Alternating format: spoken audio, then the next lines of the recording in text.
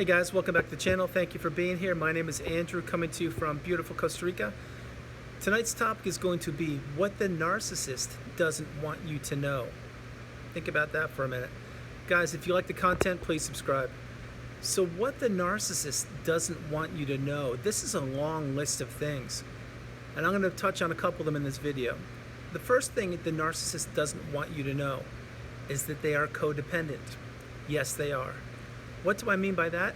I mean, very simply, the narcissist needs you. They need you for supply. They need you to regulate themselves.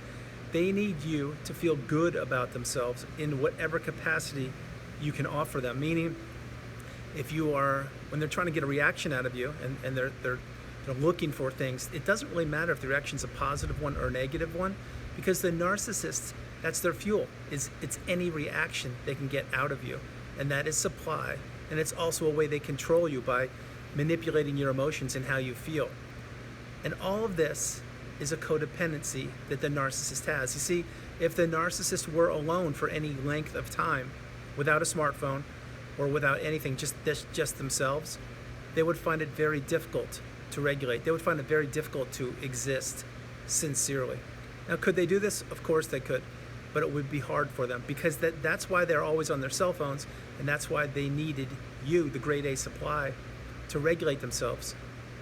It's to make them feel like they're alive, and that's exactly how they do. That's exactly how they are. So they are codependent on you. You aren't. The reason, there's a dog saying hi to me. There's a dog here saying hi. The reason that you're not codependent is because, sorry, there's a really friendly dog here saying hi to me. The reason you are not codependent is because you can be alone and you can do whatever you want to do with yourself, meaning you're fine being all by yourself, and you don't need another person to validate you or to make you feel regulated, because you don't regulate. You're fine. You're an empath. You're beautiful. You're a bright, shining light. The next thing the narcissist doesn't want you to know is they're afraid. They're completely afraid of many things, one of which is being exposed for being a narcissist. And remember, on this channel, I'm suggesting strongly we don't go down that path. We just move forward and we live our best lives possible. But they're actually scared of being found out that they're actually a child in an adult's body. You see, the narcissist portrays themselves like they know it all. They have everything, that they're put together. Everything's great. Maybe all the things that they do, they're untouchable. And the dog is coming back again. And that's not it. That's just a person, the narcissist, portraying themselves in a certain light, like they have everybody. When in fact, inside, they are actually scared. They're nervous. You see, they don't have all the answers. What they do is they just mimic other people. They regurgitate other people's words and thoughts, and they use them for their own. And think about this, and I can prove this. Think about this, like how many times did you offer the narcissist a great idea? Maybe you're like, hey, that's a great idea for your business. I think you could do this, this, and this. And they're like, they give you nothing. And then tomorrow they come back and you talk to them and they're like, I have this great idea for the business. Here's what we're gonna do. And you said, yeah, but I gave you that idea yesterday. What are you talking about? And they're like, no, you didn't. No, I got this from someone else, or I just thought of it myself. Remember how they wouldn't validate your ideas? That's exactly it, because they don't want you to realize that they're scared. They are scared. They're scared of failure and many other things. Other things the narcissist doesn't want you to know is that failure. They don't want to fail in anything. You see, with a beautiful empath like yourself, or a beautiful, bright person on the channel, and thank you for being here, you don't mind failure here and there, because that's how you learn, that's how you grow, that's how you educate yourself, and you get better each and every time. The narcissist can't admit failure. They don't want to fail.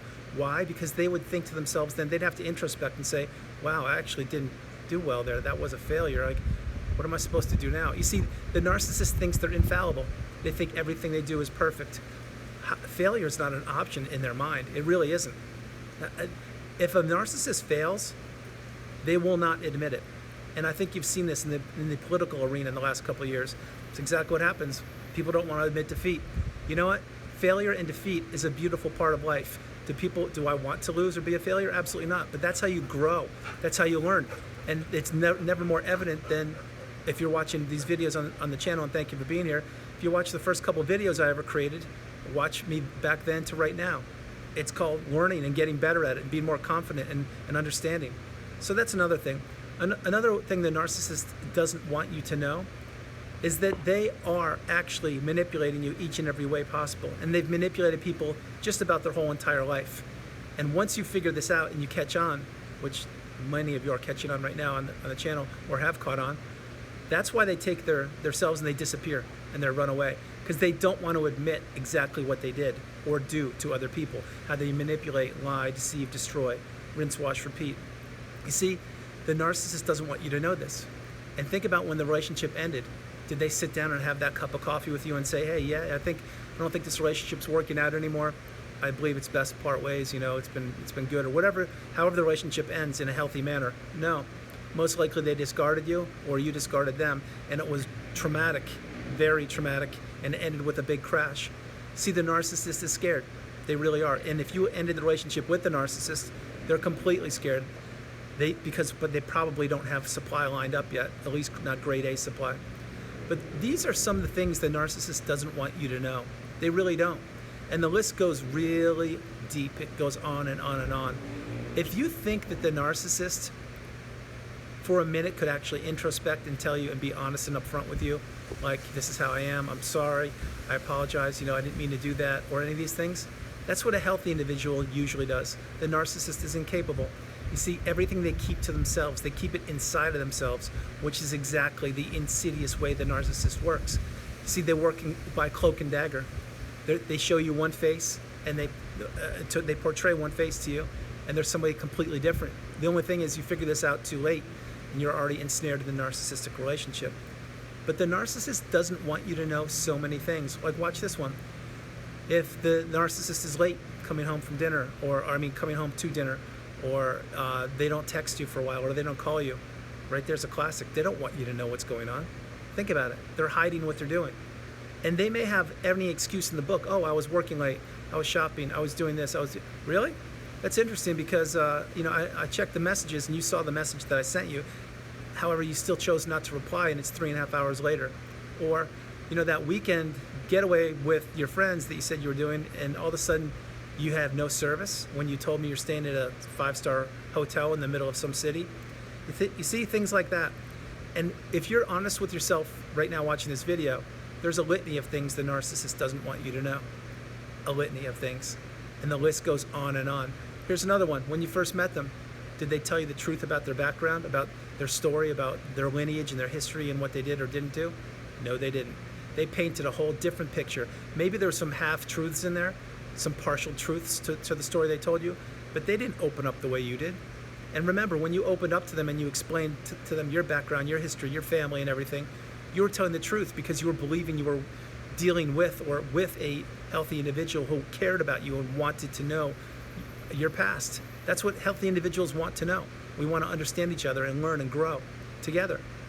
The narcissist used this every bit of information you told them against you later on during the devaluation stage and certainly the discard. This is another thing the narcissist didn't want you to know. And they certainly didn't want to explain or share with you their past, actually why their past relationships broke down, actually why they're in the situation they are. They didn't want to explain these things to you. Remember, everything with the narcissist is a facade. There is no authenticity to them.